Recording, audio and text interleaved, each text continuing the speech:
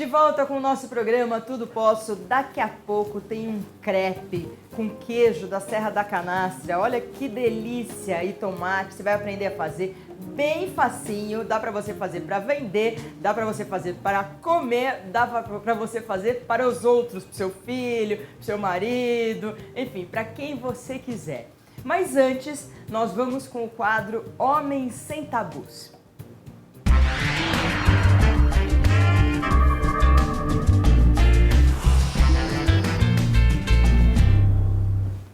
Olá, muito boa tarde, Brasil. E hoje no Homens Sem Tabus vamos falar das doenças decorrentes da obesidade. Isso em função do sucesso do quadro semana passada que nós falamos sobre emagrecimento saudável. Você sabia que 2 a cada 3 homens no Brasil têm esse problema da obesidade? E isso acarreta em hipertensão arterial, acarreta também nas doenças do coração e, acredite, na disfunção erétil. Aqui no estúdio, o Dr. Cláudio Guimarães, médico urologista, Ale Limite, personal clínico, e Dr. Franco Martins, médico especialista em medicina do sono. Doutores, sejam bem-vindos.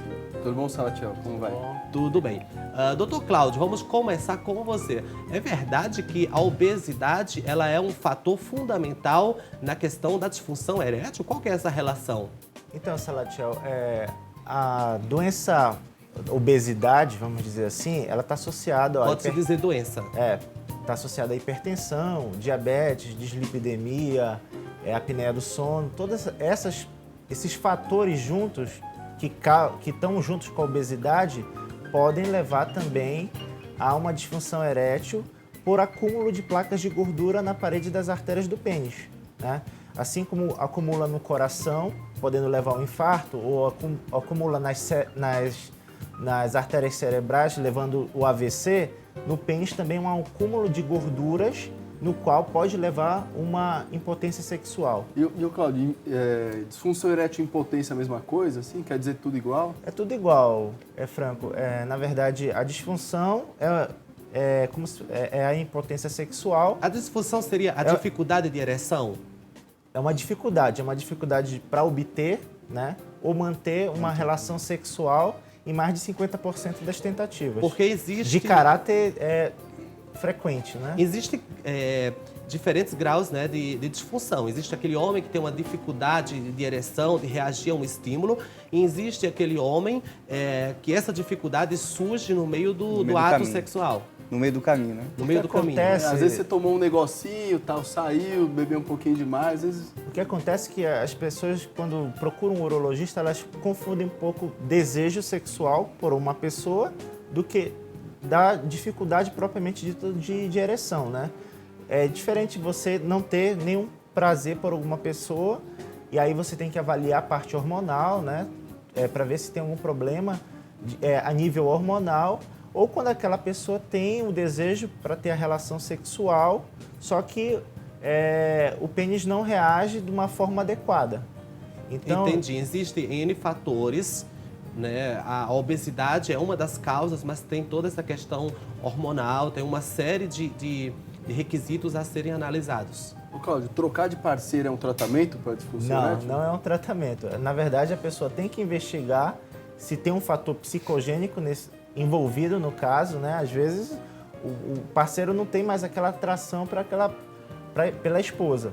E de um caso de realmente um caso metabólico, no qual pode estar envolvido a obesidade, né? A hipertensão, dislipidemia, diabetes, todas as doenças que a gente encontra no homem ocidental. Essa pergunta que você fez agora é uma pergunta super importante, porque né, a gente fala assim, né? Pô, troca parceiro, tudo resolve, né? Funciona com um monte de gente, né? Mas a gente trata grave. A gente trata diferente. A gente usa, né, o tratamento da obesidade, o emagrecimento, a atividade física, justamente para melhorar a condição física do homem, né? Que é igual o Cláudio falou aqui, que na parte sexual, né, o pessoal confunde desejo, né, que é o famoso o prazer, o ato, com a função erétil, né? Então a gente usa a atividade física, usa uma dieta adequada para melhorar aquela condição, né? Ter uma maior vasodilatação nos vasos sanguíneos, ter uma maior irrigação peniana e ele conseguir, né, ter uma ereção né, mais forte e, consequentemente, ele se torna mais fiel, porque ele vai ser mais fiel à parceira, à esposa. Então, esse é o conceito, né? A ideia é essa, Ale, e a gente está falando da disfunção erétil, mas é uma série de doenças que são decorrentes da obesidade, e quando você faz esse trabalho da atividade física, de uma alimentação correta, você melhora a saúde do homem como um todo, né? Sim. A gente também tem a questão da hipertensão arterial, a questão das doenças do coração. É verdade. Você comentou no início do programa, né, os percentuais da OMS, né? Hoje a gente tem aqui no Brasil, né, é um índice, 5% da população pratica atividade física. É muito pouco. Nossa, é pouco, hein? É muito pouco. Hoje o Brasil está quase atingindo, sendo o primeiro em número de academias, né, mas nós somos entre o segundo e terceiro em número de praticantes. Então a gente tem muito pouco. Então a ideia é tentar tirar a galera do sofá, né? Então o maior concorrente da saúde hoje é o sofá. Né? Se a gente fosse ver aqui no estúdio, nós estamos, sei lá, em umas 10, 15 pessoas aqui. Quantas dessas pessoas aqui praticam atividade física? Eu mesmo, personal, tenho uma academia, já tenho uma academia há 12 anos. Devo ter ido umas 20 vezes esse ano, né, praticar atividade física. Então, E quem faz atividade de fim de semana, assim, igual jogar bola, fazer esporte, isso conta como uma atividade assim? Tem gente que conta, tem gente que não conta. Eu diria que é uma atividade prazerosa. Explica isso, Ale. Qual que é a frequência aceitável para a pessoa não estar dentro daquela faixa do sedentarismo? Então, tem pessoa que considera o final de semana, como o Franco falou, atividade física. Eu não considero isso, né? Por exemplo, meu pai começou a correr agora, né, aos domingos. E aí começou a pegar gosto pela coisa, e agora todo domingo ele quer fazer uma prova. Então, para mim, isso não é uma atividade física ainda. Isso está muito na moda, né? Agora, corredor de praticar um exercício final de semana, em parques aqui em São Paulo, no caso, o Parque Ibirapuera, bem frequentado. Mas isso não é ainda um praticante, uma pessoa que está na ativa. Não é, porque ele não é segmentado, não é organizado, não é acompanhado, não é monitorado. Ele começa a melhorar uma função e começa a prejudicar a outra. Então, assim, já precisa ir para uma academia, fazer um fortalecimento de membros inferiores, né? Foi por isso que eu te perguntei, porque a gente tem estudos que mostram que os praticantes de atividade exclusiva de fim de semana, eles têm mais lesão, tanto osteomuscular, a pessoa que torce o pé ou que se machuca, do que a pessoa que faz atividade regular e 3 vezes por semana, meia hora por dia, que é o que traz mais benefício cardiovascular. Foi se falado muito que a inclusão dessa atividade física de final de semana ia ajudar muito, mas às vezes ela acaba atrapalhando. Em vez de ela fazer uma inserção, ela pega outro caminho e tira essa pessoa da atividade física. Você respondendo aquela tua pergunta, eu acho que 3 vezes seria o tempo adequado. 3 a 4 vezes. 3 a 4 Acho vezes. que talvez o interessante é esse fim de semana servir como um estímulo, como despertar uma vontade na pessoa e talvez fazer uma atividade mais regular. A pessoa gosta de correr, em vez de correr só no fim de semana, correr 3 vezes por semana, frequentar uma orientação do especialista, observar se não tem outras doenças associadas que podem levar a alguma complicação. É isso que a gente acredita, né? Que o final de semana faça com que a pessoa se... Despertar essa vontade de começar a ir ao final de semana. Mas e aí, Cláudio, falando do nosso Novembro Azul aí, como é que tem sido a procura aí pela essa parte sexual masculina, os exames aí, como é que tem sido isso? Então, a campanha está sendo muito boa, né, Ale? A gente observa que a população está pegando essa conscientização de fazer o exame, né? Para você fazer um screening para câncer de próstata, não basta só fazer o exame do PSA e muito menos só fazer um ultrassom de próstata. Você tem que fazer o exame do toque, né? Porque nessa hora o urologista ele vai saber definir se tem alguma alteração na textura da glândula. Então, é importante fazer o exame do toque associado ao PSA, né? O ultrassom de próstata é importante? Mas no diagnóstico de uma hiperplasia prostática, né? Não do câncer propriamente dito. Ô, Cláudio, eu tenho uma pergunta aqui para o Dr. Franco, ainda sobre obesidade, sobre essa relação, mas já que o assunto voltou para a questão da próstata, do exame do Novembro Azul, uma coisa que os homens querem saber, uma dúvida frequente, é sobre essa questão do câncer de próstata, a cirurgia e como que fica a vida sexual, a ereção depois desse processo. Muito legal a tua pergunta, Salatiel. Então, realmente a cirurgia da próstata, né, que a gente chama de prostatectomia radical, ela pode lesar alguns nervos penianos que passam próximos à próstata, e aí o paciente ele pode ter essa dificuldade de ereção que melhora Pode causar uma impotência? Leva uma impotência, mas que pode melhorar espontaneamente até 1 ano após a cirurgia. Espontâneo, e também existem tratamentos. Existe tratamento, é aí que eu ia te falar. A gente pode também estar associando medicamentos para acelerar essa melhora, né?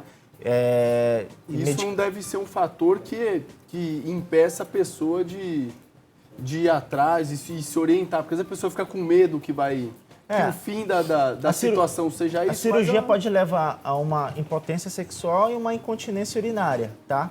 Os 2 fatores... Mas isso não é uma questão irreversível, tem tratamento. Não, existe tratamento acompanhado, né, com um especialista, você faz um acompanhamento medicamentoso para o paciente, e na parte de incontinência, a ajuda da fisioterapia do assoalho pélvico também é muito importante para a melhora da continência urinária, que é uma coisa que os pacientes se queixam muito também. Mas o segredo é não deixar chegar lá. Exatamente. Entendeu? Vai chegar a esperar os 60 anos, né? Igual a gente já cansou de falar, né? Que grande parte dos homens acima de 80 anos vão ter câncer de próstata. Então, tem que fazer o trabalho antes. Agora, você fez uma pergunta, eu vou fazer outra. Cláudio, nesse mundo dos exames aí, você já pegou algum professor de educação física ou praticante de atividade física maratonista, tal, que já vem procurando esse tratamento, ou já vem querendo fazer um diagnóstico já na faixa dos seus 30, 35 anos? Sim. A gente Não vai falar que fui eu, tá? Não foi você.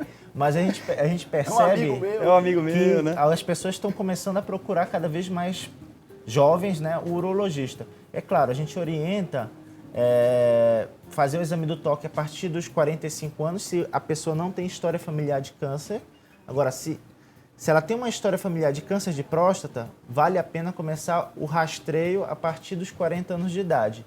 E aquela coisa, se você faz um diagnóstico precoce e oferece um tratamento precoce para o paciente, você consegue preservar essa inervação e essa circulação peniana, entendeu? Na cirurgia você consegue preservar os nervos. E o paciente obeso, esse quadro é pior? Ele tem mais disfunção erétil, mais impotência do que quem não é obeso? É uma questão interessante. Sim, o obeso ele vai ter mais disfunção erétil por aqueles fatores que a gente já havia comentado no início. Mas a obesidade causa mais complicação, ou seja, é um fator de risco também para o câncer e também implica no tratamento? Sim, a pessoa que é obesa, ela é exposta a vários fatores, como gorduras saturadas, alimentos defumados. Então, tudo isso são fatores não só para câncer de próstata, mas como vários cânceres que a gente conhece, entendeu? Isso é até essa novidade que o pessoal está comentando bastante, né? Dos embutidos que estão relacionados ao aumento de câncer. Isso. Exato. Agora, doutor Franco, voltando à questão da obesidade, a qualidade de vida, qual que é a relação obesidade e sono? A gente sabe que quem não dorme bem, quem não descansa, não restaura a energia, a vitalidade. Sim, o paciente obeso, ele tem mais transtornos de sono do que o paciente não obeso.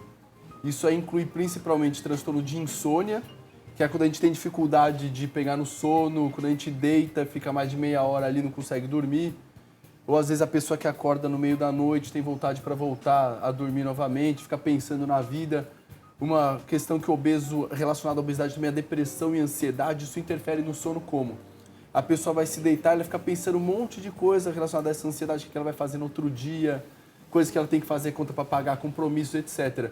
E uma coisa que é bastante negligenciada no obeso é o ronco. Então o ronco é a apneia. O obeso, na hora que ele deita para dormir, ele cai a garganta e faz aquele barulho dessa queda. Isso está relacionado à piora dos distúrbios cardiovasculares, como o transtorno do coração, mais infarto, mais derrame, disfunção erétil, piora o controle do peso, da obesidade. Isso favorece manter o sedentarismo, isso vira um ciclo vicioso. Isso aí. Muito obrigado, doutores. Espero que você tenha tirado as suas dúvidas. E na próxima semana a gente volta. Quero agradecer a MedMen, que liberou os médicos aqui, os nossos consultores, para tirar suas dúvidas. Segunda-feira, aqui no Tudo Posso, Homem Sem Tabus. Maria Cândida, é com você. Obrigada, meninos. Adorei o bate-papo. Voltem na próxima semana. E agora um recado com Eli. É isso mesmo, Maria Cândida. Boa tarde para você que está aí na sua casa assistindo o programa. Olha, você viu que assunto importante, sexo, né? Sexo é muito importante. Beije mais, ame mais. A vida é feita de prazeres, de alegria, de momentos felizes. Quanto tempo faz que você não tem uma relação sexual boa, prazerosa para você e para sua parceira? Muito tempo, né? Você está com problema sexual? Ligue agora no número que está aí na sua tela, 0800 765 1777, ligação gratuita para todo o Brasil. A correria do dia a dia, você perde o emprego, fica sem dinheiro, o estresse, o fumo, o álcool, a má alimentação, a falta de atividade física, longo tempo de convivência, tudo isso são fatores que contribuem para a baixa de libido de homens e mulheres. Aí você perde o interesse pelo sexo. Por isso que eu estou apresentando para você Fortisam Fibras Mais da Eli Shop, um vasodilatador natural, aprovado pelo Ministério da Saúde e pela Anvisa, composto de ginseng, ginkgo biloba, marapuama e catuaba. Esse funciona mesmo. Olha que exemplo simples para você. Imagina que canudinhos de refrigerante são veias e artérias. Isso aqui é um cano de água normal, é um 3D natural, né? Tá vendo isso aqui, ó? É um vasodilatador natural. O Fortisam dilata o calibre de veias e artérias, fazendo com que chegue um volume de sangue maior na região peniana, que você tenha mais volume de sangue no pênis. O homem só tem uma ereção se tiver um fluxo sanguíneo maior no pênis. Aí ele vai ter uma ereção longa, rígida, satisfatória e duradoura. Esse funciona mesmo. Pode ligar agora, não fica com vergonha não. O telefone está aí na sua tela, é o 0800 765 1777. Pode ligar de celular de qualquer lugar do Brasil. Você será muito bem atendido, com carinho, com respeito, com atenção. Não fica com vergonha não, ligue agora. E tem uma promoção muito boa para você que está assistindo o programa. Se você ligar agora, você vai comprar 2 frascos, ganha o terceiro inteiramente grátis. Você ainda pode pagar parcelado no boleto, no cartão e se for aposentado ou pensionista, tem uma condição de pagamento melhor ainda. E os 100 primeiros ainda vão ganhar um presente surpresa. Esse funciona mesmo. Você pode acessar também elishop.com.br. Não fica com vergonha, passa a mão no telefone e ligue agora. 0800 765 1777. É melhor viver amando, não é verdade, Maria Cândida? É verdade. Bom, obrigada, Eli. No próximo bloco, nós teremos o chefe Maurício Nogueira, que vai fazer um crepe de queijo da canastra, olha, com tomate holandês delicioso. É daqui a pouco, a gente já volta.